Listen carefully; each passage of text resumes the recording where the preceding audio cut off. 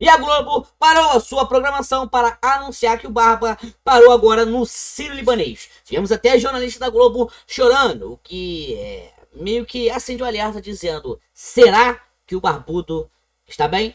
Bom, a própria jornalista diz que o motivo do Barba ter passado mal é que descobriram mais um lance tipo INSS que pode colocá-lo atrás das grades. Somando o fato em que o Laranjão acabou de anunciar que o Lewandowski, o Pacheco, Tino e também a Janja perderam seu passaporte e também entraram na Magnitsky, tá bom? Outra situação é que como é que falam dele? O Malafaia teve o seu passaporte retido e fez duras críticas aqui agora, tá bom? Ao vivo na Globo, parando o Rio de Janeiro no aeroporto do Galeão. Janja se pronuncia após passar por isso e o Barba diz que estão tentando derrubá-lo, rapaz. E depois que ele foi pro hospital, ele basicamente sumiu.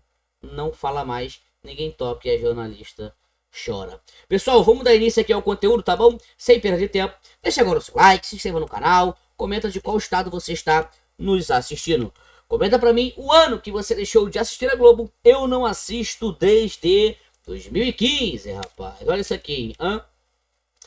O Xande manda cancelar passaporte de Malafaia e impede de falar com o capitão.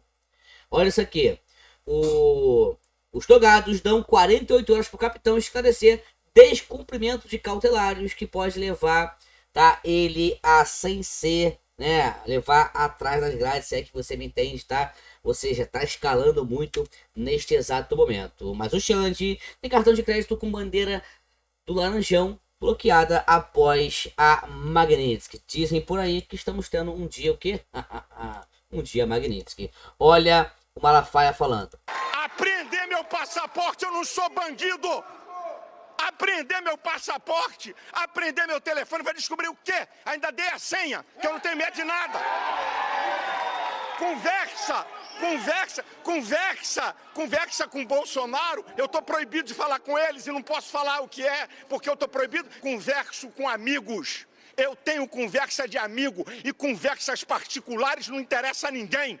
Que país é esse que vaza conversas minhas particulares, como se eu instruísse Eduardo, olha, faz assim ou faz assado? Quem sou eu?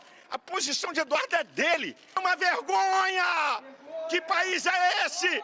Que democracia é essa? Eu não vou me calar. Vai ter que me prender para me calar. Rapaz, tá pegando fogo com inúmeras notícias agora, olha aí. A tentativa de blindagem de um ministro com uma ordem para um banco que é semipúblico, né? Banco do Brasil também tem ali participação privada, é uma economia mista, mas uma ordem para tentar obrigar um banco a proteger o ministro pode criar um efeito cascata na economia brasileira gigantesca, porque a utilização da sanção apenas em um dos agentes serve como exemplo para que outros não façam a mesma coisa. E esse é o detalhe mais importante. Os Estados Unidos não precisam sancionar todos os bancos brasileiros. Sancionar apenas um já é uma sinalização suficiente para que todos os outros não queiram mais ter relacionamento com aquela pessoa sancionada. Pois é, você tá escalando a cada minuto, rapaz. Lembra aquele avião? O Alan tem revelações sobre ele. O avião, ele costuma transportar agentes de inteligência, equipes de operações especiais, diplomatas em missões de crise e militares de elite. Então, segundo os registros que a gente acompanhou ali, o avião sai de New Jersey, Nova Jersey, vai para Tampa, na Flórida. Olha aí. Não tem nada a ver comigo. Fez escala em São Juan e então desceu em Porto Alegre. Nenhum órgão oficial, nem a Força Aérea Brasileira, nem a Embaixada dos Estados Unidos no Brasil, nem mesmo a empresa alemã Fraport, que administra o aeroporto, ofereceu qualquer explicação para a aterrissagem. Ah, rapaz, giripoca tá piando a cada minuto, tá? Olha isso aqui. Escândalo. De acordo com a coluna de Paulo Capelli, a empresa brasileira de comunicação gastou quase 7 milhões de reais para acompanhar o presidente Lula em viagens internacionais desde o início do governo. Foram agendas em 35 países, com destaque para 2023, quando a equipe da estatal esteve em 24 destinos diferentes. No ano passado, esse número caiu para 15 países, com despesas de 1,9 milhão de reais. Já em 2025, até junho, a EBC participou de 7 viagens presidenciais, somando 1 milhão de reais em gastos. A cobertura dessas agendas provocou crises internas na empresa. A ex-diretora administrativa e financeira, Sabrina Gabeto, citou a falta de recursos para bancar as despesas em sua carta de demissão, entregue em junho. Pouco tempo depois, no dia 4 deste mês, o próprio presidente da EBC, Jean Lima, também deixou o cargo. De acordo com os dados oficiais, no primeiro ano do governo, foram 130 deslocamentos de servidores da estatal para cobrir compromissos internacionais, com custo de 4 milhões de reais. Em 2024, foram 87 deslocamentos. Neste ano, até agora, 41. Nos últimos 2 anos do governo de Jair Bolsonaro, as equipes da EBC acompanharam o então presidente em 12 países. Em 2021, a empresa gastou mais de 479 mil reais em 5 viagens presidenciais. E ainda... A diferença, uma viagem do Barba, mais de 1 milhão. O nosso capitão, 400 mil. Brincadeira, né, cara? Até hoje não teve nenhum caso de inclusão na Lei Magnitsky que de fato conseguiu ser revertido.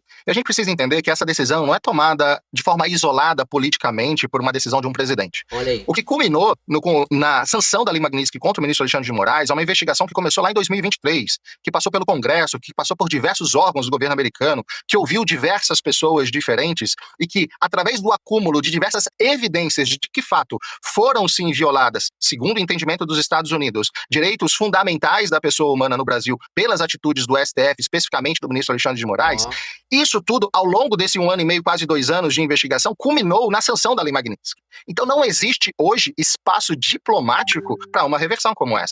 Até porque a própria postura do Brasil não é uma postura de conversa diplomática, a gente tem visto isso em diversas outras situações e tratativas com o governo americano. Então eu não vejo caminho diplomático para reversão, porque é algo inédito, não seria a primeira vez que de fato uma sanção da Lei Magnitsky seria revertida. Até hoje isso não aconteceu na história.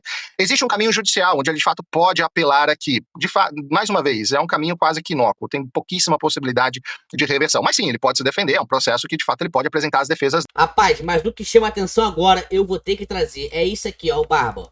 Ó, Lula passa mal, é levado para o hospital e tem que cancelar a sua agenda e ficar em repouso. Aparentemente ele teve um mal-estar e uma tontura, pelo menos é isso que oficialmente foi divulgado. Isso é mais ou menos o que foi divulgado, tá? O que foi divulgado, tá? Calma. Tontura, não sei o que, mas olha só. A gente sabe que no fim das contas foi só ressaca, né? Todo mundo sabe, o Lula nunca negou isso, pelo contrário, ele confirmou que ele gosta mesmo de uma cachaça. E como os médicos falaram que não tem nada a ver com aquele problema lá de quando ele bateu a cabeça e tudo mais, então, né, a gente já imagina o que seja. Afinal, ele já tá com 79 anos de idade, não é mais aquele mocinho socialista. Enquanto isso, o seu vice-presidente Geraldo Alckmin, que foi um dos antigos inimigos, né? A gente não sabe até que ponto aquilo era teatro ou não, mas a verdade é que o Alckmin já deve estar de olho ali. Vai, Lula, vai. Mas agora responde aí, será que foi um mal-estar mesmo? Será que foi um mal-estar mesmo ou foi a marvada? 16 parlamentares europeus enviou nesta quarta-feira uma carta à alta representante da União Europeia para Relações Exteriores, Kaja Kallas, pedindo sanções contra o ministro Alexandre de Moraes. O documento solicita que a União Europeia congele bens e imponha restrições de viagem ao magistrado por supostas violações de direitos humanos e ameaças à democracia. Segundo os eurodeputados, Moraes estaria conduzindo uma campanha de censura e perseguição política no Brasil.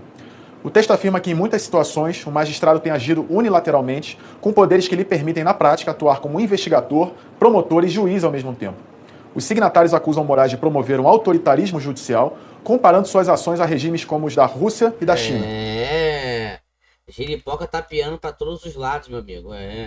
E tem gente que fala que não tá acontecendo nada. Se isso não é acontecer nada, eu não sei, rapaz. Eu não sei mais o que dizer, tá? Olha isso aqui, ó. A liminar de Dino causou uma reação negativa no mercado financeiro, que indicou insegurança jurídica para a atuação das principais instituições bancárias do país. Todas têm escritórios nos Estados Unidos e operam ativos em dólar. Nesta terça, os principais bancos do país perderam mais de 40 bilhões de reais em valor de mercado. O Banco do Brasil, responsável pela folha salarial do Supremo, foi o que mais sofreu, queda de 6%. As ações do Bradesco e do Itaú caíram cerca de 3%. Os mercados são mesmo nervosos, até por definição, voláteis. Os números para cima ou para baixo, às vezes, são apenas reflexo de coisas passageiras. Não parece ser o caso da reação de milhares de agentes econômicos que provocaram hoje queda na bolsa e subida no dólar, com destaque para o setor financeiro. Isso aconteceu depois de uma decisão monocrática de um ministro do Supremo, Flávio Dino, na tentativa de blindar um colega do STF. Tá vendo que a mídia tá descendo o sarrafo, né? Alexandre de Moraes, atingido por sanções americanas. Flávio Dino colocou nacos importantes da economia brasileira. Pois é, rapaz, pois é. O bom disso é que tá todo mundo comentando, tá todo mundo falando. Então, já aumenta, né, um pouco assim, aumenta um pouco a nossa expectativa sobre isso, né? Ação que chega à redação da CNN. A Polícia Federal cumpriu nesta quarta-feira um mandado de busca e apreensão contra o pastor Silas Malafaia no Aeroporto Internacional do Galeão, no Rio de Janeiro. A gente vai acompanhar, portanto, agora o documento da decisão, portanto, autorizada pelo Supremo Tribunal Federal, que envolve o pastor Silas Malafaia em cumprimento dos mandatos feitos, portanto, pelo Supremo Tribunal Federal. E lembrando que a operação, foi autorizada pelo Supremo no âmbito de um inquérito, no caso, que apura uma tentativa de obstrução de justiça ligada a uma trama de golpe. Eu vou começar aqui, Leandro, enquanto você segue para 34, porque diz muito sobre a atuação de Silas Malafaia, porque ele é o alvo dessa investigação, que é aquela que envolve o trabalho que está sendo feito, a articulação que está sendo feita por Eduardo Bolsonaro fora do Brasil. Nessa página, eles afirmam o seguinte, né? O ministro, no caso, também lembrando ali o posicionamento da Procuradoria-Geral da República, que a partir da análise de um material, eles identificaram que Silas Malafaia, que é um líder religioso, vem atuando de forma livre e consciente, com o objetivo dos demais investigados, na definição de estratégias de coação, difusão de narrativas verídicas, bem como no direcionamento de ações coordenadas, em última instância, coagindo membros da cúpula do poder. Olha só, o cara tá indo pra cima do Silas. Ele foi pra cima do Silas. Olha só a escalada em que nós estamos vendo. Olha só essa escalada, meu amigo. Isso aí não vai terminar bem, nós sabemos que não vai terminar bem, nós sabemos disso. O Flávio Dino tomou uma decisão para Alexandre de Moraes dizendo que nenhuma decisão estrangeira é aplicável no Brasil. O Flávio Dino disse apenas que 6 é meia dúzia, ponto. Porém, e aí vem as consequências das decisões, que não são necessariamente de ordem interna, mas externa. Os bancos agora vão ficar contra a parede. O presidente do banco, seja lá qual for, vai pensar assim, caramba, se eu cumpro a ordem, Magnitsky, o Dino manda me prender. E manda prender mesmo, porque o Dino é da mesma turma do Alexandre de Moraes, não tá nem aí pro mundo. Mas se acatar a ordem do Dino e mantiver as operações do Alexandre de Moraes, a coisa complica porque o bloqueio internacional de operações em dólar, reservas cambiais, cartões de crédito, tudo isso fica da noite pro dia bloqueado. Basta os americanos apertar um botãozinho e o banco fica isolado, vira banquinho de bairro. Pense bem, o que o senhor vai fazer com o seu dinheiro no banco se o seu banco vai explodir por conta de um bloqueio internacional? Ele não tem operações, ele não pode fazer reservas, ele não tem aplicações internacionais, ele não opera dólar, cartão de crédito para. É muito complicado. Claro, o governo vai tentar passar tranquilidade, mas não tem tranquilidade não. Honestamente, estou preocupado. Você que tem os trocadinhos do banco aí, deve ficar preocupado também, porque só Deus sabe o que vai acontecer. O Dino literalmente tocou fogo no parquinho. Aí vai que o Laranjão coloca uma sanção somente ali no Banco do Brasil, né? Para meio que aprender ali, né? E meio que servir de exemplo para os demais bancos, né? Pois é, cara. Assim, o negócio tá complicado. Né? Nos próximos dias aí vamos ter muita coisa pra falar, né? Vai acontecer tanta coisa, né, cara? Sabe o que sustenta esse cara hoje na Câmara, o líder do PT? Lindbergh foi prefeito de Nova Iguaçu, condenado por improbidade. Processo é o que não falta. Ele recorreu para o segundo grau e foi condenado em segundo grau, foi condenado em órgão colegiado. Mantiveram colegiados, 3 desembargadores votaram. O que diz a lei da ficha limpa? Condenado em órgão colegiado, inelegível, ficha suja. E ele, alucinado, não pode ser Manfuso. Gente, não é sério o que está acontecendo. Querendo vir candidato a deputado federal, recorreu ao STJ.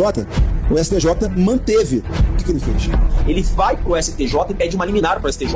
O STJ nega a liminar dele. O que ele faz? No plantão judiciário do Rio de Janeiro, ele entra com pedido liminar e um desembargador plantonista dá a liminar para ele, suspendendo a decisão do colegiado. Pessoal, esses golpistas... Então hoje ele é deputado federal por uma liminar de um desembargador de um plantão judiciário do Rio de Janeiro. Olha só, e contrariando a decisão do STJ. É isso que segura o Lindenberg Faria, deputado federal. Olha que loucura. O cara é líder do PT e pede prisão. Caraca, muita doideira, né? Quer dizer que ele tá sendo sustentado lá por conta disso, por conta dele. Que isso, cara? Né? Ou seja, é surreal, cara. É surreal, né? Olha isso aqui também, que nós temos que trazer aqui para todos vocês. A Bia Kicis, né? Ela vai falar um pouco aqui, ó. Deputada, a senhora acredita que a CPMI vai conseguir se manter só no campo da fraude em si, sem entrar para um viés político? O que a gente quer é identificar os responsáveis por essa fraude, por esse roubo dos aposentados, de idosos, de pessoas vulneráveis, e garantir que sejam punidos. E também a gente quer que as pessoas que foram roubadas possam receber de volta aquilo que lhes foi tomado de forma tão covarde. Já ficou claro que houve conivência de pessoas de dentro do INSS e agora também descobriram a atuação de gente da Caixa Econômica. É um grupo muito grande, deputada. A senhora acredita que vai dar para punir todo esse povo? É um grupo muito grande, muito antigo, já consolidado.